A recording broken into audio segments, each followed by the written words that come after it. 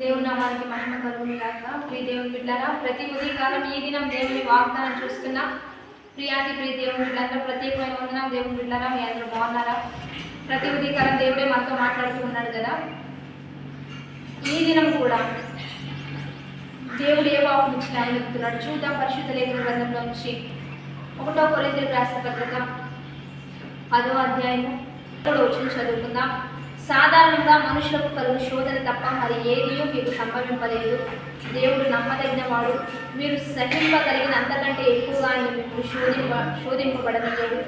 అంతేకాదు సహింపగలుగుటకు శోధనతో కూడా తప్పించుకున్న మార్గం కలుగు చేయడు. కాబట్టి దేవుని బిడ్డలారా, ఈరోజు దేవుడు మనకు బలమైన వాక్కునిస్తున్నాడు.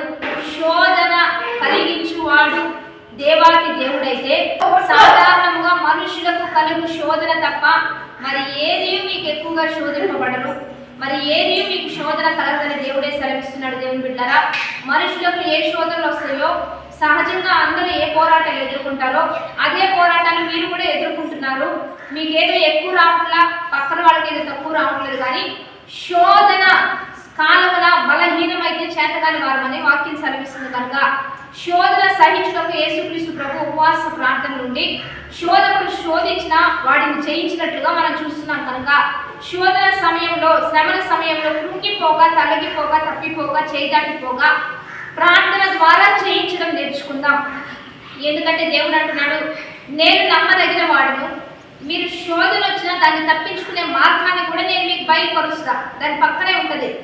అబ్రహాము దేవుని మాట వింటాడా లేదా అని చెప్పి దేవుడు లేక పుట్టిన కుమారుణ్ణి వధించమని ఆజ్ఞ జారీ చేసినప్పుడు దేవుని మాటకు లోబడి అబ్రహాం ఇస్సాకుని మోరియా పర్వతం మీద తీసుకొని వెళ్ళి బలిపీఠం కట్టి దాని మీద వధించడానికి సిద్ధపడి అన్ని సిద్ధమైపోయిన తరువాత దేవుడు అంటాడు, నేను నమ్మా, నువ్వు నన్ను బహుగా ప్రేమిస్తున్నావని. ఇక ఆగమని చెప్పి పక్కనే ఒక పొట్టేలు ఉండడాన్ని చూసి ప్రక్కనే ఉంది, దాన్ని తీసుకొచ్చి వధించమంటే అబ్రహాం వెంటనే దాన్ని తీసుకొచ్చి వధించినట్లుగా మనం చూస్తాం.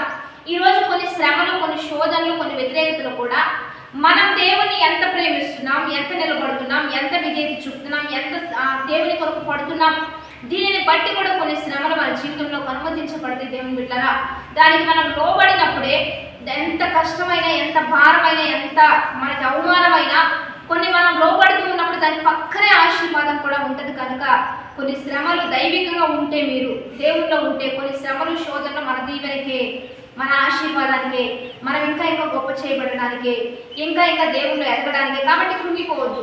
ఒకవేళ మీరు లోకంలో ఉండి లోకంలో దెబ్బలు తిని లోకంలో శ్రమలు తెచ్చుకుంటే దానివల్ల ఏం ఉపయోగం ఉండదు. మనం లోకానుసారంగా వెళ్ళి ఏడవబడి తెచ్చుకునే శ్రమలు. కాబట్టి దైవికంగా ఉంటూ, దేవుల్లో ఉంటూ, ఆత్మికంగా ఉంటూ, ఒకవేళ క్రీస్తు నిమిత్తం నీతి కొరకు హింసించబడుతున్నారా, న్యాయం కొరకు పోరాడుతున్నారా, సత్యమందు అనేకులు ప్రతిష్ఠ చేయడానికి ప్రయాసపడుతూ శోధనలు ఎదుర్కొంటున్నారా, మీరు ధన్యులు.